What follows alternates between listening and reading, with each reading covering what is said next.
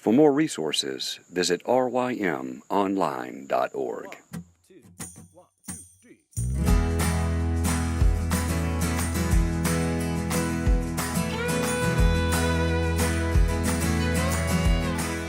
The Local Youth Worker is a daily podcast that's centered on 5 questions each week.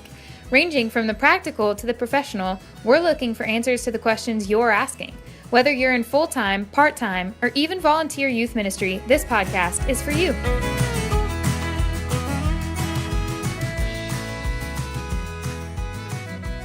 Hello everyone, this is John Parrott, and you're listening to The Local Youth Worker, a daily podcast presented by Reformed Youth Ministries. And since this is our very first podcast, we thought it would be a good idea to have Reverend Kurt Cooper as our guest. Kurt, welcome. Glad to be here.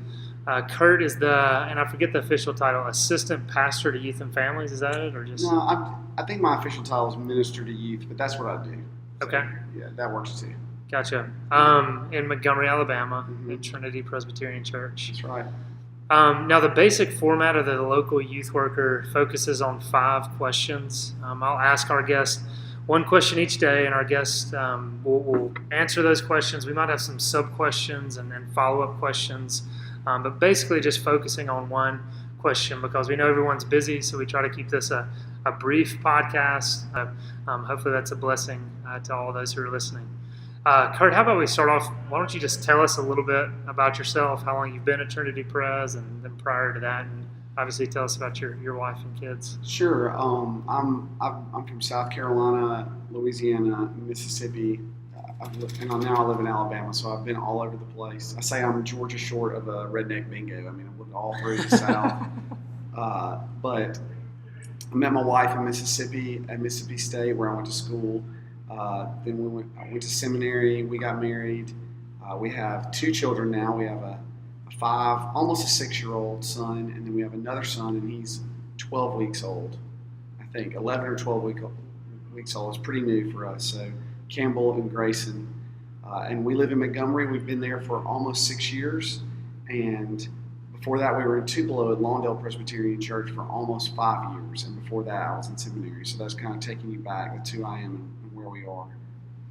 What is there anything else? Oh yeah, well actually, what board do you serve on? Oh well, I'm on the Ministry of Magic. I don't know if I'm allowed to tell you that since you're in Lubbock. I forgot. Yeah, that's No, I'm on RYM's board, and really what that means is, actually I'm not really sure what it means. It gives you a lot of power. Just yes. Be honest.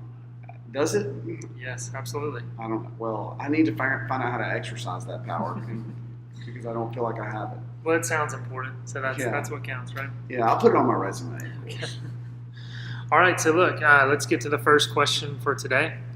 So Kurt, the question is, what's the best thing you've done in youth ministry? This could be an event, it could be a retreat, it could be a Bible study, just some idea that you've come up with, but something that's been helpful to your ministry that you think could be helpful to others. Well, one thing that we do, probably the best thing that our ministry does is, or the kind of the Ebenezer of our ministry is Sunday night fellowship, and that is at my house on Sunday nights, 9th through 12th graders.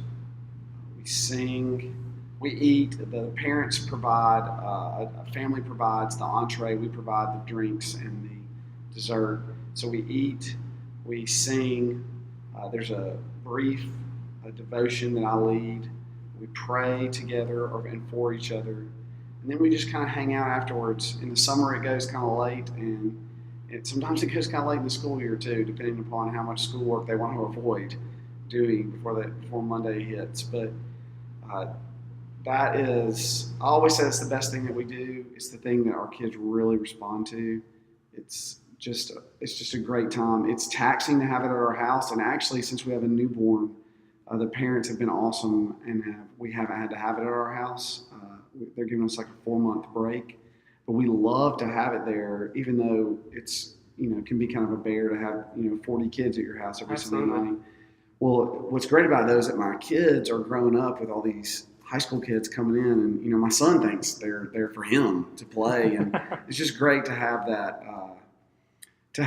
He's going to have seen what he calls the big boys and girls worshiping his whole life, singing songs, and that's really fun. So that's a huge advantage. We love having it. We miss it. He misses it right now that we're not having it there. And you think too, the impact that has on your students, for them to be around your child as well, and your children, and to see you as a husband and father in your home. Well, if youth ministers are anything, they are an opportunity for a high school or a junior high kid to see that they can be a Christian and they don't have to be exactly like their parents. Because we do life just a little bit different. We keep our silverware close to the sink instead of over by the dishwasher or whatever it is. We put our cups, everyone lives their life just a little bit different. And I think there are a lot of students who fear like, well, if I'm going to be in the church, that means I'm just going to be like mom and dad. And maybe, they have a tough relationship with them or whatever.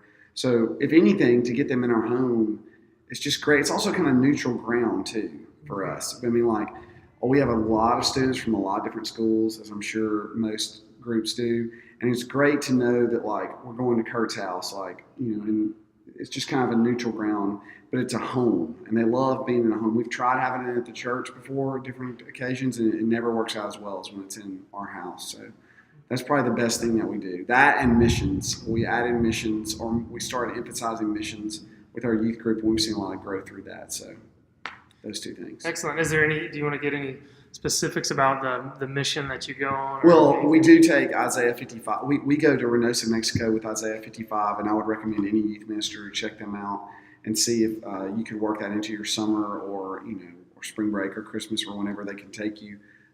They do ministry to deaf students, to deaf children in Mexico, and it's fabulous. It's spurned a lot of, spurned is not the wrong word.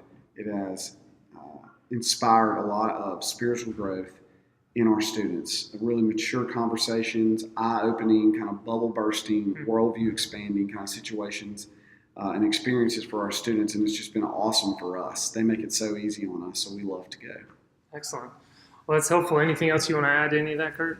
No, it's hard to come up with best things. This next list is this next question is going to be a lot easier to answer. We'll have to cut you off. Yeah, you can cut tomorrow. Mm-hmm. All right. Well, hey, thanks a lot, Kurt. That's helpful.